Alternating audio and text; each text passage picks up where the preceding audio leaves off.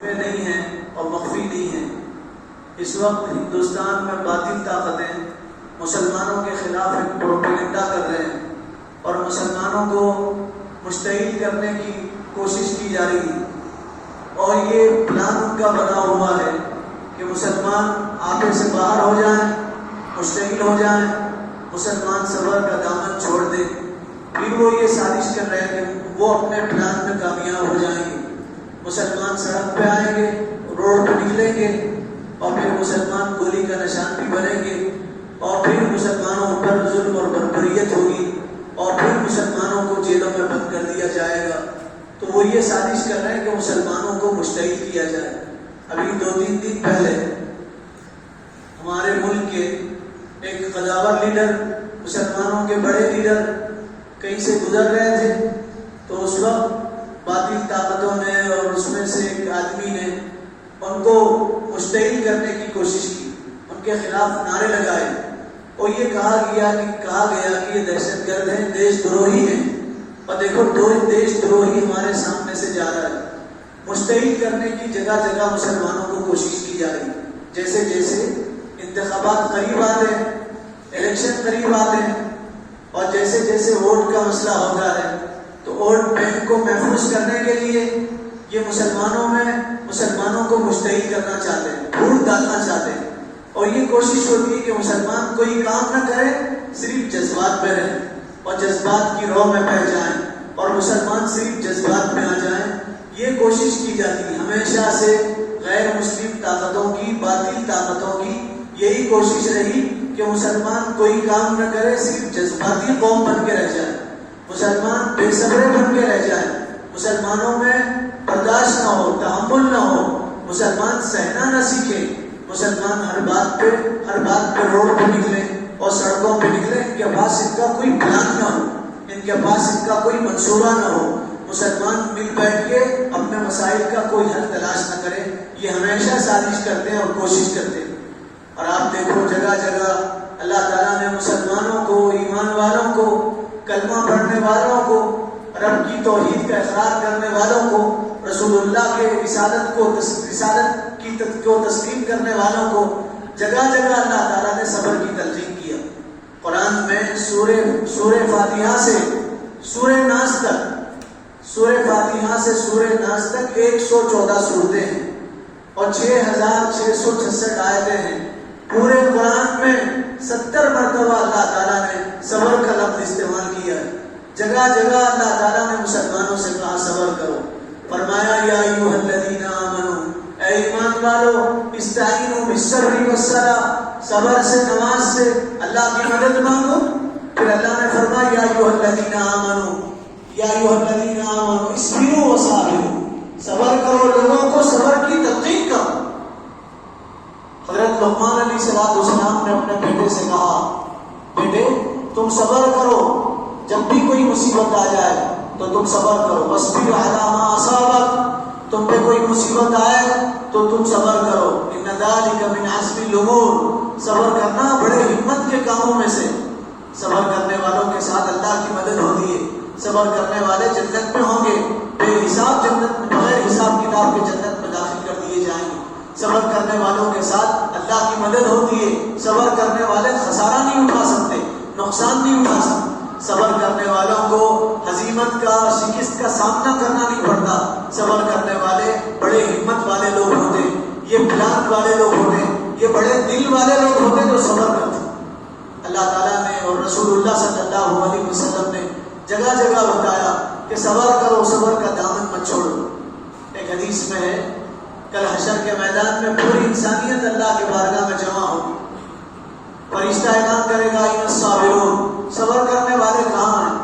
تو صبر کرنے والی ایک جماعت کھڑی ہوگی اور جنت کی طرف لپکے گی، ان کا حساب کتاب نہیں ہوگا، ان کی زندگی کے بارے میں ان کو پوچھا نہیں جائے گا، وہ سیدھا جنت کی طرف چل پڑیں گے۔ تو فرشتے ان سے کہیں گے کہاں جا رہے ہو؟ تو کہیں گے ارے ہم تو صبر کرنے والے لوگ ہیں، صبر کرنے والی جماعت ہے، ہم جنت میں جا رہے ہیں۔ فرشتے ان سے پوچھیں گے تم نے دنیا میں کن چیزوں پہ صبر کیا؟ تو کہیں گے اللہ کی اطاعت میں ہم نے صبر کیا، جب ہم اللہ کی مانتے تھے تو دوسرے لوگ ہمیں تکلیف دیتے تھے، راستے کے روڑے بنتے تھے، راستے میں کانٹے بچھاتے تھے، گردنوں میں توپ ڈال کے گھسیٹا جاتا تھا، تو ہم نے صبر کیا، طاعت پہ صبر کیا، معصیت پہ صبر کیا۔ شیطان چاہتا تھا گناہ کرے، نفس ابھارتا تھا گناہ کے لیے، لیکن ہم نے صبر کیا، کوئی گناہ نہیں کیا، ہم صابرین کی جماعت ہیں۔ تو فرشتے کہیں گے تم حق پہ ہو، تم جنت میں چلے جاؤ، تو اس جماعت کو بغیر حساب کتاب کے جنت میں داخل کر دیا جائے۔ اللہ فرما رہے ہیں انما یوفی الصابرون اجرہم بغیر حساب، صبر کرنے والوں کو ان کا اجر بغیر حساب کے دیا جائے، ان کا کوئی حساب نہیں ہوگا، ان سے کسی بارے میں بحث نہیں ہوگی، سوال نہیں ہوگا، ان کی زندگی کے بارے میں ان کو پوچھا نہیں جائے۔ قدم قدم پہ یہ بتایا گیا کہ تم بے برداشت مت ہو، سہنا سیکھو، برداشت کرنا سیکھو۔ پروپیگنڈے کا بہترین جواب صبر ہے، خاموشی بہترین جواب ہے۔ پروپیگنڈے کا جواب صبر کے علاوہ کوئی نہیں ہو سکتا۔ آپ کو جتنا آپ کے جذبات سے کھیلا جائے، بھڑکایا جائے، کبھی حضرت عائشہ کی شان میں گستاخی کر کے، کبھی نعوذ باللہ رسول اللہ کی شان میں گستاخی کر کے، کبھی آپ کے اکابرین کی شان میں گستاخی کر کے، کبھی آپ کو دیش دروہی کہا جائے، وہی تو دیش دروہی ہے جو آپ کو دیش دروہی کہے۔ یہ تو ایسے ہو گیا جنہوں نے حضرت حسین کو قتل کیا تھا، انہوں نے ماتم شروع کیا، لوگوں کو پتہ نہ چلے کہ یہ قاتلان حسین ہیں، انہوں نے حضرت حسین کو قتل کیا، تو اپنا جرم چھپانے کے لیے مگر بچ کے آنسو بہانے لگے۔ آج بھی یہ باطل پرست لوگ یہ ہندوستان کی آزادی میں ان کا کوئی حصہ نہیں۔ انہوں نے نہ کبھی اپنی انگلی کٹائی، نہ ناخن کٹایا، نہ بال کٹایا۔ ہندوستان کی آزادی میں کٹایا تو مسلمانوں نے کٹایا، ان کے سر کے مینار بنائے گئے، ہر درخت پہ ان کی لاش لٹکائی گئی، اور یہ اپنا جرم چھپانے کے لیے مسلمانوں کو کہتے ہیں یہ دیش دروہی ہیں۔ اگر آپ کو دیش دروہی کا الزام لگا دیا جائے، دہشت گردی کا الزام، مجرمانہ الزام لگایا جائے، تو آپ پہ برداشت نہ ہو، خاموش رہیں، سہنا سیکھیں۔ اللہ تعالیٰ آپ کو بہتر بدلہ عطا کرے۔ تاریخ میں، حضور کی تاریخ میں، رسول اللہ کی سیرت میں ہمارے لیے بہترین سبق لقد کان لکم فی رسول اللہ اسوۃ حسنہ۔ اللہ فرما رہے ہیں نمونہ بناؤ سرکار کو، نمونہ بناؤ کائنات کے سردار کو، نمونہ بناؤ خاتم النبیین کو، نمونہ بناؤ شفیع المذنبین کو، نمونہ بناؤ رحمت للعالمین کو۔ آپ کی زندگی ہمارے لیے نمونہ ہے، لمحہ لمحہ نمونہ ہے، لمحہ لمحہ نمونہ ہے، سیکنڈ سیکنڈ نمونہ ہے۔ آپ کا بیٹھنا نمونہ ہے، آپ کا چلنا نمونہ ہے، آپ کا سونا نمونہ ہے، آپ کا جاگنا نمونہ ہے، آپ کا کھانا نمونہ ہے، آپ کا روزہ رہنا نمونہ ہے، آپ کا ہنسنا نمونہ ہے، آپ کا غصہ ہونا نمونہ ہے، آپ کے بچپن کی زندگی نمونہ ہے، آپ کے جوانی کی زندگی نمونہ ہے، آپ کی جوانی کے بعد کی زندگی نمونہ ہے، نبوت سے پہلے کی زندگی نمونہ ہے، نبوت کے بعد کی زندگی نمونہ ہے، مکے کی زندگی نمونہ ہے، مدینے کی زندگی نمونہ ہے۔ حضور کی زندگی میں ہمارے لیے اسباق ہی اسباق، میسج ہے، سبق ہے۔ اگر ہم رسول اللہ کے نقش قدم پہ چلیں گے تو کامیابی ہمارا قدم چھوئے گی، کامیابی ہمارے قدموں کے بوسے لے گی، کامیابی ہمارا قدم چھوئے گی۔ رسول اللہ مکہ سے ہجرت کر کے مدینہ منورہ پہنچے۔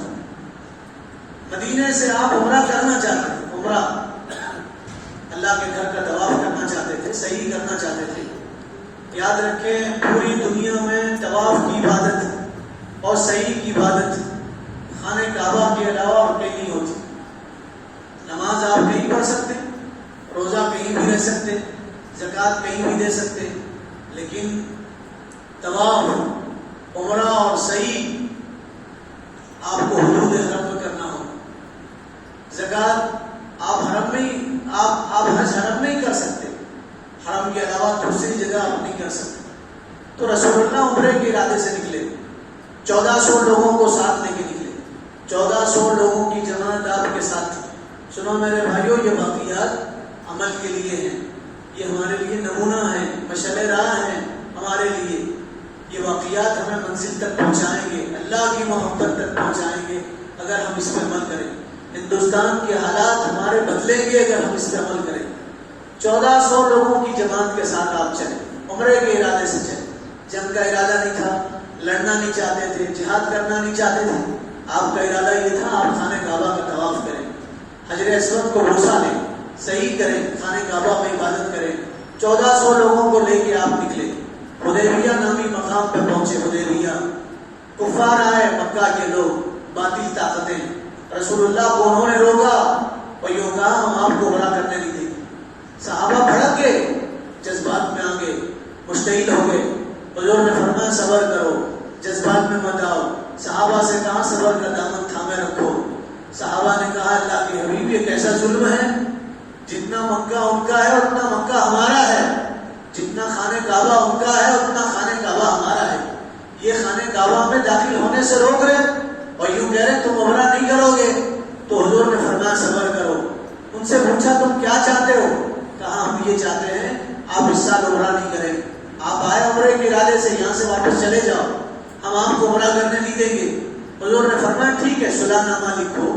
اگریمنٹ ہوا، معاہدہ ہوا اور دستخط ہوئی، اور حضور نے حضرت علی سے کہا علی آؤ تم پڑھے لکھے ہو، معاہدہ لکھو۔ حضرت علی نے معاہدہ لکھا اور لکھا بسم اللہ الرحمن الرحیم۔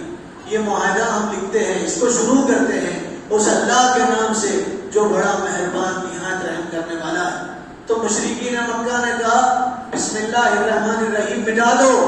ہم جب بھی کوئی خط لکھتے ہیں، لیٹر لکھتے ہیں، کوئی معاہدہ لکھتے ہیں تو اس میں لکھتے ہیں بسم کا اللہم، یا اللہ تیرے نام سے، تو ہم رحمان رحیم کے نام سے نہیں لکھتے، ہم اللہ کے نام سے لکھتے ہیں۔ رسول اللہ نے فرمایا بسم اللہ الرحمن الرحیم بھی وہی ہے، بسم کا اللہم بھی وہی ہے۔ جو اللہ ہے وہی رحمان رحیم بھی ہے۔ اللہ اس کا ذاتی نام ہے، رحمان رحیم اس کے صفاتی نام ہے۔ تم ذاتی نام سے پکارتے ہو، صفاتی نام سے پکار رہے ہیں۔ تو کہا نہیں، یہ بسم اللہ الرحمن الرحیم مٹا دو اور بسم کا اللہم لکھو۔ حضور نے حضرت علی سے کہا، حضرت علی نے باطل نہ خواستہ، نہ چاہتے ہوئے، دل نہیں چاہ رہا تھا، بسم اللہ الرحمن الرحیم کو مٹایا اور بسم کا اللہم لکھا۔ پھر اس کے بعد کہا لکھو، تو لکھا گیا یہ رسالہ اور یہ خط من محمد رسول اللہ، یہ خط محمد رسول اللہ کی طرف سے۔ تو کافی بھڑک گئے اور کہنے لگے سارا جھگڑا تو یہی ہے، ہم آپ کو رسول نہیں مانتے، اگر ہم آپ کو رسول مانتے تو جھگڑا نہیں ہوتا تھا، ہم یہاں آپ کو نہیں روکتے تھے اور یہاں سے واپس نہیں کرتے تھے اور یہ صلح نہیں ہوتی تھی اور صلح نامہ لکھا نہیں جاتا تھا۔ آپ یہ مٹا دو اور یہ لکھو محمد ابن عبداللہ۔ تو حضور نے حضرت علی سے کہا علی لکھو محمد ابن عبداللہ۔ حضرت علی نے کہا میں آپ کو رسول اللہ مانتا ہوں، میں محمد عبداللہ کیوں لکھوں گا، میں محمد ابن عبداللہ کیوں لکھوں گا، میں آپ کو رسول مانتا ہوں، میں نے آپ کی رسالت کا اقرار کیا ہے، دل و جان سے رسول مانتا ہوں، میں اپنے ماں باپ سے زیادہ آپ سے محبت کرتا ہوں، میں آپ کو محمد ابن عبداللہ کیوں لکھوں گا۔ حضور نے کہا علی لکھو۔ حضرت علی نے کہا میں یہ گستاخی نہیں کر سکتا، میں رسول نہیں مٹا سکتا، نہ کاغذ سے مٹا سکتا ہوں نہ دل سے مٹا سکتا ہوں۔ حضور نے حضرت علی سے کہا یہ بتاؤ کہاں تم نے محمد رسول اللہ لکھا ہے؟ حضرت علی نے بتایا۔ حضور نے اپنے ہاتھ سے محمد رسول اللہ مٹایا اور محمد ابن عبداللہ لکھا۔ صحابہ پھر غصے میں آ گئے، حضرت عمر غصے میں آ گئے۔ حضرت عمر تو برداشت نہیں کرتے تھے، ناحق بات برداشت نہیں کرتے تھے، باطل برداشت نہیں کرتے تھے، غلط بات برداشت نہیں کرتے تھے۔ تلوار لے کے آئے، کہنے لگے اللہ کے حبیب کیا اللہ سچے نہیں ہیں؟ کیا آپ سچے رسول نہیں ہیں؟ کیا ہمارا دین سچا نہیں ہے؟ حضور نے فرمایا اللہ بھی برحق ہے، رسول اللہ بھی برحق ہے، دین بھی برحق ہے، عمر صبر کرو، اللہ کا یہی حکم ہے۔ پھر بہت نامے میں لکھا گیا اگر کوئی مکہ سے مدینہ جائے مسلمان ہو کے، اگر کوئی مکہ سے مدینہ جائے مسلمان ہو کے تو آپ اس کو واپس کریں گے، اور اگر کوئی مدینہ سے مکہ آئے تو ہم اس کو واپس نہیں کریں گے۔ پھر کہا آپ عمرہ اگلے سال کریں گے بغیر ہتھیار کے کریں گے۔ ہتھیار تو عرب کی علامت تھی، نشانی تھی، ان کی زینت تھی، ان کی خوبصورتی تھی، وہ ہتھیار کے بغیر نہیں رہ سکتے تھے، کھانے کے بغیر تو رہ سکتے تھے، بغیر ہتھیار کے نہیں رہ سکتے تھے۔ وہ کہنے لگے ہیں اگلے سال عمرہ کریں گے بغیر ہتھیار کے عمرہ کریں گے۔ صحابہ غصے میں، معاہدہ ہوا، صلح ہوئی، دب کے صلح ہوئی، یہ بغیر، یہ ظاہر میں تو ذلت تھی، شکست تھی، اور ظاہر میں تو یہ مسلمانوں کی ہار تھی، لیکن اللہ تعالیٰ نے اس کو فتح مبین کہا اور یہ کہا یہ تو کھلی فتح ہے مسلمانوں کے لیے۔ جب معاہدہ ہوا حضور نے فرمایا اب یہاں سے واپس جانا ہے، عمرہ نہیں کرنا ہے، اپنے اپنے بال مونڈ دو اور اپنے اپنے بال کاٹو۔ تو صحابہ بال مونڈنے تیار نہیں تھے۔ حضور نے حضرت ام سلمہ سے مشورہ کیا۔ حضرت ام سلمہ نے کہا اللہ کے حبیب یہ صحابہ اپنے ماں باپ سے زیادہ، اپنی جان سے زیادہ، دنیا کی ہر چیز سے زیادہ آپ کی اطاعت کرتے ہیں، آپ سے محبت کرتے ہیں، آپ اپنے بال کاٹیے، آپ کی اطاعت میں صحابہ اپنے بال کاٹ دیں گے۔ حضور نے اپنے بال کاٹے تو صحابہ نے اپنے بال کاٹے، اور صحابہ میں اتنا غصہ تھا، حیات الصحابہ کتاب میں لکھا ہے، اتنا غصہ تھا کہ وہ بال ٹوٹ رہے تھے اور کھال بھی ٹوٹی جا رہی تھی اور ان کے سروں سے خون جاری تھا، اور اتنے غصے میں بال ٹوٹ رہے تھے، ایسا محسوس ہوتا تھا وہ اپنے گلے کاٹ دیں گے اور اپنے گلوں پہ چھری پھیر دیں گے۔ پھر حضور نے فرمایا جانور ذبح کر دو۔ صحابہ جانور ذبح کرنے تیار نہیں تھے، حضور نے اپنا جانور ذبح کیا، پھر صحابہ نے اپنے جانور ذبح کیے، پھر رسول اللہ واپس چلے گئے، حدیبیہ سے واپس ہو گئے۔ آپ نے عمرہ نہیں کیا، عمرے سے آپ کو روکا گیا، آپ نے صلح مان لیا، دستخط کر لیا، معاہدہ ہوا، اگریمنٹ ہوا، آپ نے اس سال عمرہ نہیں کیا۔ ظاہر میں یہ شکست تھی، ہزیمت تھی، مغلوبیت تھی، مفتون ظاہر میں مسلمانوں کے لیے شرمندگی تھی۔ آپ واپس چلے گئے۔ 2 سال کے بعد مکہ فتح ہوا، جس مکے میں داخل ہونے سے روکا گیا تھا اور منع کیا گیا تھا اور واپس کیا گیا تھا، 2 سال کے بعد آپ اسی مکہ میں فاتحانہ شان کے ساتھ داخل ہوئے۔ 10,000 صحابہ کی جماعت آپ کے ساتھ تھی، 10,000 صحابہ آپ کے ساتھ تھے۔ 2 سال کے بعد 2 سال میں 10,000 لوگ مسلمان ہوئے، 2 سال میں 10,000 صحابہ کی جماعت آپ کے ساتھ تھی۔ پھر بعد میں 2 سال کے بعد آپ نے حج کیا، حجۃ الوداع، اس میں 1.25 لاکھ صحابہ آپ کے ساتھ تھے، 1,25,000 صحابہ کی جماعت آپ کے ساتھ۔ آپ کو جب سے نبوت دی گئی 19 سال میں 1400 لوگ مسلمان ہوئے، اور صلح حدیبیہ کے بعد 1,10,000 لوگ مسلمان، صلح حدیبیہ کے بعد 1,10,000 لوگ مسلمان ہوئے۔ اس میں ہمارے لیے پیغام ہے اور میسج ہے، اور مسلمانوں کے لیے نصیحت یہ ہے کہ تم صبر کرو، پلان بناؤ، منصوبہ بناؤ، پلان بناؤ، ایک قدم پیچھے لو آگے بڑھنے کے لیے۔ آپ نے دیکھا ہوگا شیر ایک قدم پیچھے لیتا ہے پھر طاقت سے جھپٹنے کے لیے، ایک قدم پیچھے لیتا ہے پھر زیادہ طاقت لگا کے آگے بڑھنے کے لیے۔ پیچھے بڑھنا آگے بڑھنے کا اقدام ہے، پیچھے بڑھنا آگے بڑھنے کے لیے ہوتا ہے۔ آپ جتنا مشتعل ہوں گے، لوگ آپ کے جذبات سے فائدہ اٹھائیں گے اور اٹھا رہے ہیں۔ آپ کو معلوم نہیں ہے، ہمیں اخبار پڑھنے کی فرصت نہیں ہے، مسلمانوں کو اپنی خبریں دیکھنے کی فرصت نہیں ہے۔ قرآن پڑھنا، سنت پڑھنا، بخاری پڑھنا، ترمذی پڑھنا، دین پڑھنا، شریعت پڑھنا تو دور کی بات ہے، اپنے حالات سے مسلمانوں کو واقفیت نہیں۔ 10,000 نوجوان، 10,000 اس وقت جیلوں میں بند ہیں، 10,000 نوجوان بے قصور جیلوں میں بند ہیں، کوئی قصور نہیں ہوگا، جیتے جی ان کی بیویاں بیوہ ہیں، ان کے معصوم بچے یتیم ہیں۔ 400 سے زیادہ مسلم علماء جیلوں میں بند ہیں جن کا کوئی قصور نہیں۔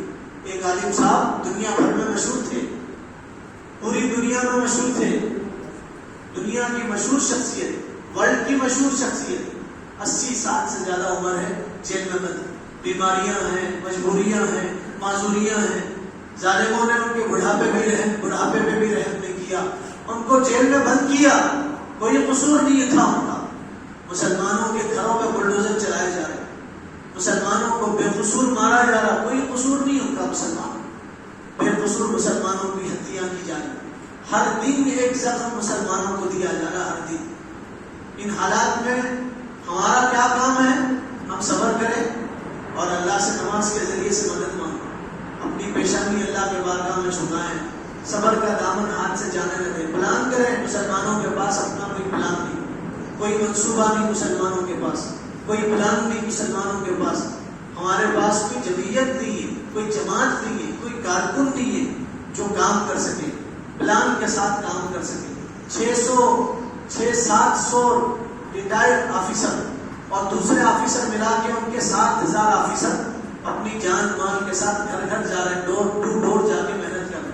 بتاؤ ہمارا کوئی آفیسر ہمارے لیے کام کر رہا ہے، ریٹائرڈ آفیسر، کوئی مسلمان ہمارے لیے کام کر رہا ہے، ڈور ٹو ڈور جا کے کام کر رہا ہے، کوئی پلان ہے ہمارے پاس؟ ہر آدمی مفاد پرستی میں اپنا دیکھ رہے ہیں، ملک کا، قوم کا، ملت کا کوئی نہیں سوچ رہے، پلان نہیں، صرف جذبات میں آتے، وقتی جذبات میں سڑکوں پہ آتے ہیں، اس کے علاوہ کوئی پلان نہیں ہمارے پاس۔ کچھ لوگ اپنے آپ کو ٹی وی میں دکھانے کے لیے، فوٹو میں آنے کے لیے فرنٹ پیج پر کی تصویر آئے، مسلمانوں کی بھیڑ کو جمع کرتے، پھر مسلمان سڑکوں پہ نکالتے، اپنی مفاد کے لیے نوجوانوں کو مشتعل کرنا چاہتے ہیں۔ نقصان ہوتا ہے اس کا اندازہ نہیں. اس کے بعد بلڈوزر چل جاتے ہیں, ہزاروں مسلمانوں کو گرفتار کیا جاتا ہے, جیلوں میں بند کیا جاتا ہے. مسلمانوں کو تعلیم یہ دی گئی تم صبر کرو. پروپیگنڈے کا بہترین جواب صبر ہے. صبر, بے برداشت ہونا, سہ جانا, تحمل کر لینا. حضرت ام سلمہ رضی اللہ تعالیٰ عنہ فرماتی, سیدہ ام سلمہ, میں ایک مرتبہ حضور کی مجلس میں تھی اور میں نے رسول اللہ کی مبارک زبان سے یہ بات سنی. میں نے حضور کی مبارک زبان سے یہ جملہ سنا. حضور نے فرمایا کسی مسلمان کو کوئی مصیبت آتی ہے, پریشانی آتی ہے اور وہ صبر کر لیتا ہے اور یہ کہتا ہے انا للہ و انا الیہ راجعون, یا اللہ میں بھی تیرا, میرے پاس جو کچھ ہے وہ سب تیرا, ہم سب تیرے پاس لوٹنے والے. آیا بھی تیرے پاس سے تھا, گیا بھی تیرے پاس ہی. ہمارے پاس جو کچھ ہے وہ تیرا ہی ہے, ہمارا اپنا کچھ نہیں ہے. کوئی جملہ پڑھ لیتا ہے تو اللہ یا تو اسے وہ چیز لوٹا دیتے ہیں یا اس سے بہتر چیز اللہ اس کو لوٹا دیتے ہیں. حضرت ام سلمہ فرماتی ہے یہ جملہ میں نے کانوں سے سنا, دل کے کانوں سے, اور دل کی تختی پہ نوٹ کر لیا اور دامن میں گانٹھ مار لیا, پلوں میں گانٹھ مارا اور اسے میں نے محفوظ کیا. ہم بھی جاتے اجتماعات میں, ہم بھی جاتے جلسوں میں, ہم بھی جاتے جلوسوں میں, ہم بھی جاتے تقریروں میں, واعظ و نصیحت میں, مجلسوں میں, لیکن ہم سنی انسنی کر دیتے. ہم دل کے کانوں سے نہیں سنتے, عمل کی نیت سے نہیں سنتے. حضرت ام سلمہ نے عمل کی نیت سے سنا. فرماتی میں نے اسے یاد رکھا. پھر ایک وقت وہ آیا, میں بیوہ بن گئی, میرے شوہر دنیا سے چلے گئے, میرا سہاگ اجڑ گیا, میرے بچے یتیم ہو گئے. مجھے حضور کی وہ بات یاد آ گئی, میں نے انا للہ و انا الیہ راجعون پڑھا. پھر میں سوچنے لگی میں نے تو صبر کر لیا لیکن میرے شوہر واپس کیسے آئیں گے. حضور نے فرمایا یا تو اللہ وہ چیز لوٹا دیتے, دنیا تو چل چلاؤ کی جگہ ہے, مسافر خانہ ہے, جو جاتا ہے واپس نہیں آتا. اب میرے شوہر واپس کیسے آئیں گے. پھر میں نے سوچا چلو شوہر تو واپس نہیں آئیں گے, شوہر سے اچھے کون شوہر مل سکتے ہیں, میرے شوہر سے اچھا کون مجھے مل سکتا ہے, ان سے اچھی نعمت بدل کون ہو سکتی ہے. میں حیران تھی. 4 مہینے 10 دن میں نے عدت کے گزار لیے. 11واں دن ہوا حضور کا پیغام آ گیا. حضور نے فرمایا ام سلمہ ہم آپ کو اپنی زوجیت میں لینا چاہتے ہیں, آپ کو اپنی بیوی بنانا چاہتے ہیں, ہم آپ کے شوہر بننا چاہتے ہیں. حضرت ام سلمہ فرماتی ہے حضور نے کتنا سچا کہا تھا, یا تو اللہ وہ چیز لوٹا دیتے یا اس سے بہتر دے دیتے. بتاؤ رسول اللہ سے اچھا کون سا شوہر ہو سکتا ہے, حضور سے اچھا کون سا شوہر ہو سکتا ہے, حضور سے اچھا کون سے شوہر ہو سکتے ہیں. تو جو صبر کر لیتے اللہ تعالیٰ ان کو اجر عطا فرماتے ہیں. آپ تاریخ پڑھو, مسلمانوں نے جب بھی صبر کیا اللہ تعالیٰ نے ان کو اجر دیا, بہتر اجر دیا. صبر کب ہے, صبر پہلے صدمے کے وقت, رو دھو کے واویلا کر کے چیخو پکار کر کے بعد میں کہہ رہے کہ اب کیا کریں گے, اب صبر کے علاوہ کوئی چارہ نہیں. جب آپ پہ مصیبت آئے اسی لمحے صبر کرو, یہ صبر ہے. حضرت یوسف علیہ السلام کے پاس ان کے بیٹے آئے, آگے کہنے لگے یوسف کو بھیڑیا کھا گیا. حضرت یعقوب کے ساتھ یعقوب کے پاس بیٹے آئے, کہنے لگے یوسف کو بھیڑیا کھا گیا. تو حضرت یعقوب نے کہا فصبر جمیل واللہ المستعان, میں تو اپنا معاملہ اللہ کے حوالے کرتا ہوں, میں تو اپنا معاملہ اللہ کے حوالے کرتا ہوں, میں تو صبر کرتا ہوں, صبر کے علاوہ میرے پاس کچھ نہیں ہے. پہلی مصیبت کے وقت صبر کرنا یہ صبر ہے. اور طاقتور کون ہے, ہم سمجھتے ہیں تلوار چلانے والا طاقتور ہے, ہتھیار استعمال کرنے والا طاقتور ہے, لوگوں کو مارنے والا کاٹنے والا طاقتور ہے, سڑک پہ نکل کے نعرے لگانے والا طاقتور ہے, میدان میں پچھاڑنے والا طاقتور ہے, چیت کرنے والا طاقتور ہے. نہیں, آپ حدیث پڑھو. طاقتور کون ہے, جس کے 6 پیک بنے وہ طاقتور ہے, جس کے ہاتھ مضبوط ہو جائے وہ طاقتور ہے, جس کا پیٹ اندر چلے جائے وہ طاقتور ہے, جو روزانہ جیم کرے وہ طاقتور ہے. نہیں, حضور نے فرمایا لیس الشدید بالسرعہ انما الشدید الذی یملک عند الغضب. طاقتور وہ نہیں ہے جو کسی کی گردن مروڑ دے, طاقتور وہ نہیں ہے جو کسی کے پنجے مروڑ دے, طاقتور وہ نہیں ہے جو کسی کو پچھاڑ دے.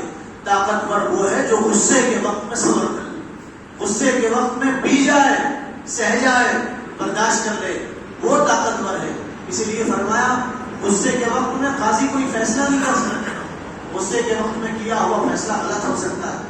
فرمایا گیا غصے کے وقت میں کوئی فیصلہ نہیں کر سکتا. مفتی کو بتایا گیا غصے کے وقت میں فتویٰ نہیں دے سکتے, آپ غصے میں ہیں فتویٰ نہیں دے سکتے. آپ اس وقت فتویٰ دو جب آپ غصے میں نہیں, جب آپ اچھی حالت میں ہیں اس وقت میں فتویٰ دو, غصے میں فتویٰ نہیں دے سکتے. غصہ پسند نہیں ہے اسلام کو، اسلامی شعار نہیں ہے، اللہ کو پسند نہیں ہے، اللہ کے رسول کو پسند نہیں. ہندوستان کی حالات میں، جن حالات میں گزشتہ سالوں میں ہمیں بے برداشت کیا جاتا ہے، جیسے جیسے انتخابات قریب آتے ہیں، ابھی 2-3 ریاستوں میں انتخابات ہیں، ہمارے کرناٹک میں بھی انتخابات ہیں. انتخابات جیسے جیسے قریب آ رہے ہیں کوئی ایک ایشو بنایا جاتا ہے، اس کو اچھلایا جاتا ہے. انتخابات کے وقت میں ووٹ بینک کے لیے مسلمانوں کو مشتعل کیا جاتا، بھڑکایا جاتا مسلمانوں. آپ سے میری ہاتھ جوڑ کے گزارش ہے، کوئی کتنا ہی بھوکے اور کتنا ہی بولے اور کتنا ہی آر دلائے اور کتنا ہی دل دکھائے، آپ صبر کرو اور پلان کرو اور منصوبہ بناؤ. مدد اللہ کی آپ کے ساتھ ہو. دعا ہے اللہ تعالیٰ عمل کی توفیق